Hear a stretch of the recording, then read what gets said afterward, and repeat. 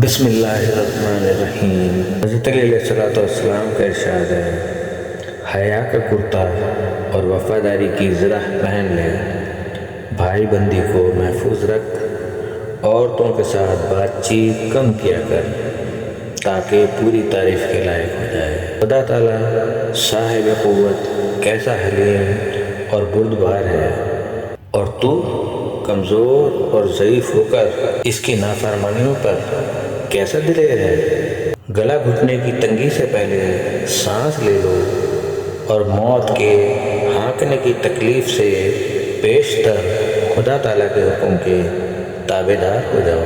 آدمی کی حماقت 3 چیزوں سے معلوم ہوتی ہے۔ نمبر 1، فضول اور لاریانی باتیں کرنا۔ نمبر 2، جو بات نہ پوچھو اس کا جواب دینا۔ نمبر 3، بے سوچے سمجھے ہر ایک کام کو شروع کر دینا۔